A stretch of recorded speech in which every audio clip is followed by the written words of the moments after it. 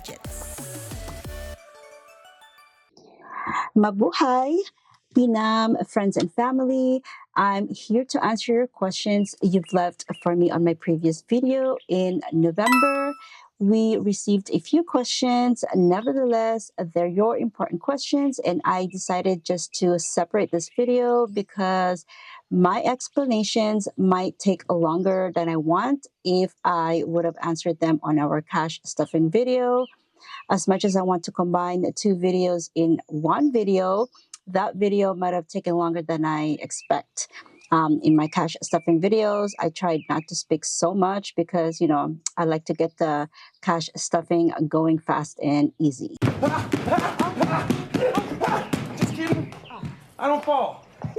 Okay, we're going to get started with our first question from the Hopeful Budgeter. This was her comment back to my comment in one of her videos. I'm going to highlight her request here. I would love to see an updated Q&A video and hear more about how you got started. So thanks, Jade, for that request. And she's the reason why we're doing this Q&A. And also thank you to those who participated with their questions.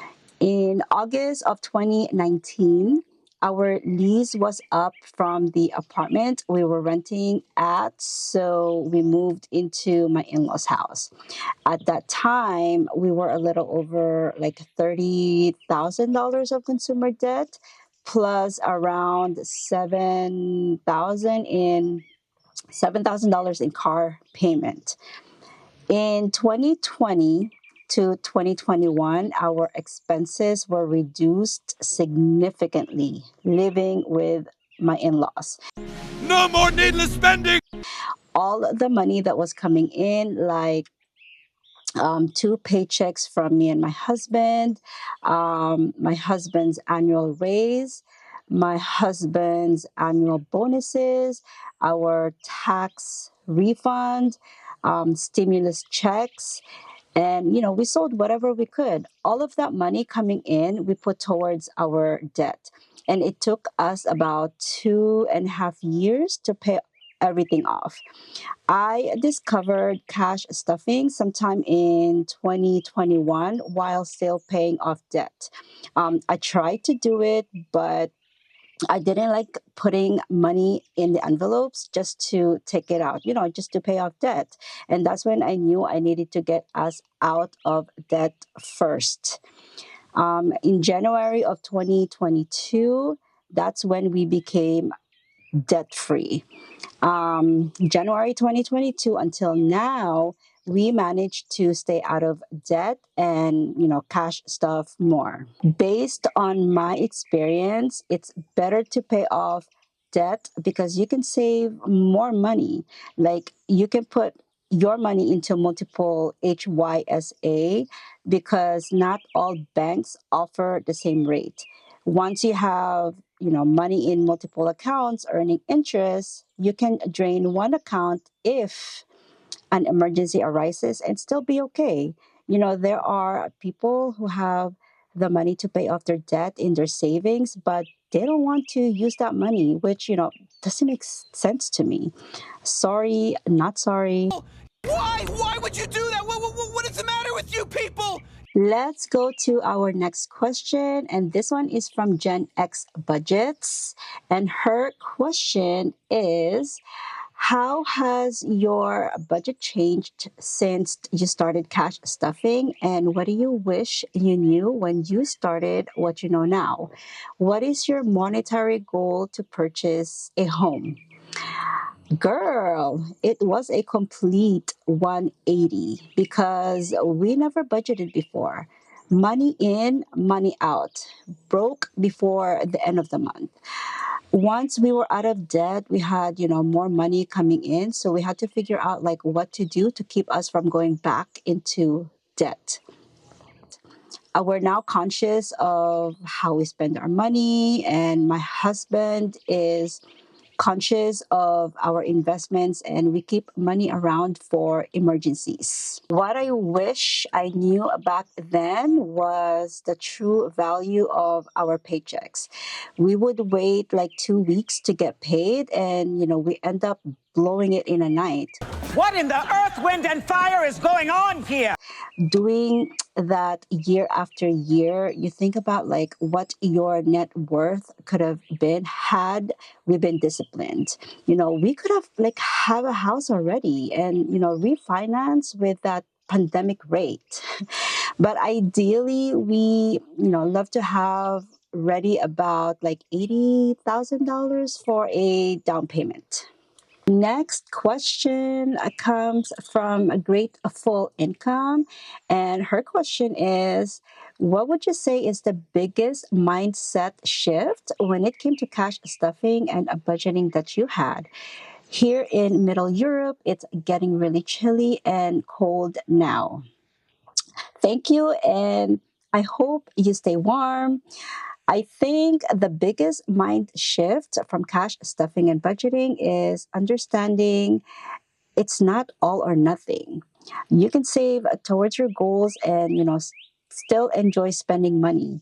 We work these principles into our lives to make it better, and it allows us to spend as long as we don't go back into debt. People make it seem like missing on trip with friends or not getting the latest shoes, bag, or Stanley Cup is the end of the world. So they must put it on their card, plunging them further in a debt, and they're struggling for a long time afterwards.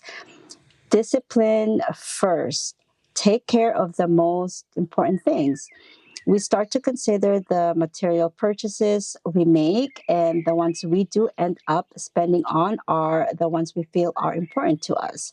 You know, our money is a tool, and we have been able to do things with it like make passive incomes with our investments, donate to charities and to the communities, and purchase the things we need.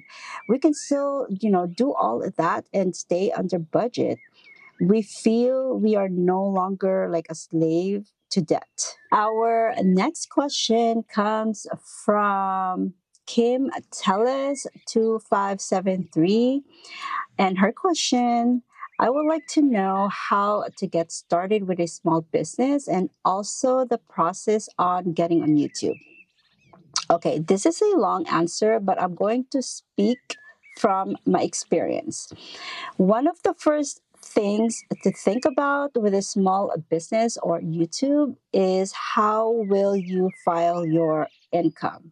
So you can either do it yourself through your SSN as a DBA, or sole proprietor, or as an LLC. Each one has its benefits and challenges that you will need to research that fits you. You will need to do research on your city, county, and state income reporting methods. You can find more like knowledgeable people on YouTube who can explain it better than I can. As far as starting a YouTube channel, you just need to go into YouTube settings and click create a channel. If you don't want to use your current account, set up a new Gmail account and sign up to YouTube with that. Once you meet the requirements of, I believe it's still 1,000 subscribers and 4,000 view hours, you can start monetizing your videos. Focus on making the style of videos you would want to watch, and keep posting. The more you do it, the better you get. If you're thinking, start early. You get to fix the mistakes you make as a beginner. You hone your skills and develop your voice, and it's all through trial and error. When I started, I knew I wanted to do this, but I wanted to do this for fun. Like, I didn't want to stress out about the numbers, like the subscribers, numbers of likes and comments, because if you do, that's going to demotivate you when the numbers don't move. Always do what's comfortable for you. Don't try to keep up with what others are doing. Be authentic because it's easier to maintain. You want people to like you for who you are and not your character. Sounds easy to me. Okay, our next question is from Maurice Concepcion I5X. You said you're Filipino, but what does PNAM mean? Okay, my name is not PNAM. PNAM is my screen name on all of my social media accounts. PNAM are the first initials of my husband, myself, and our three young kids.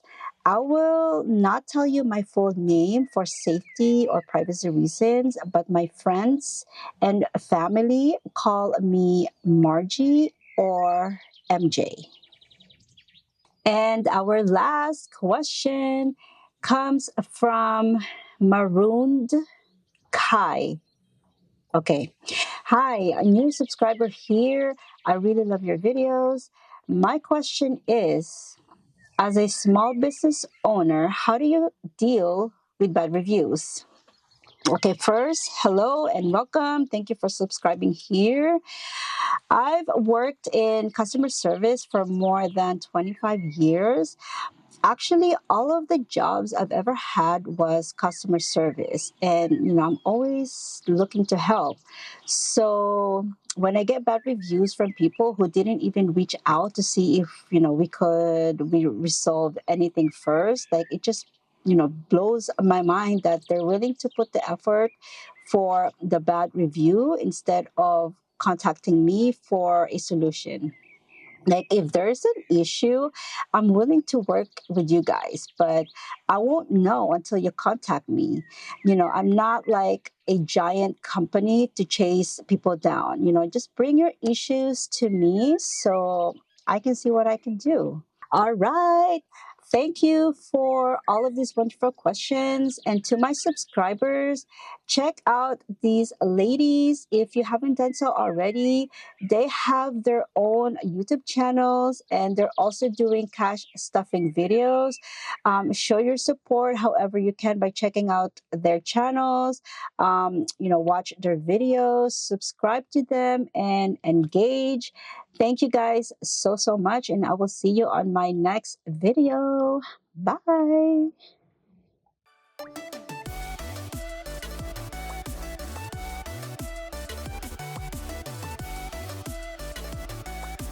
Thank you from PNAM Family Budgets.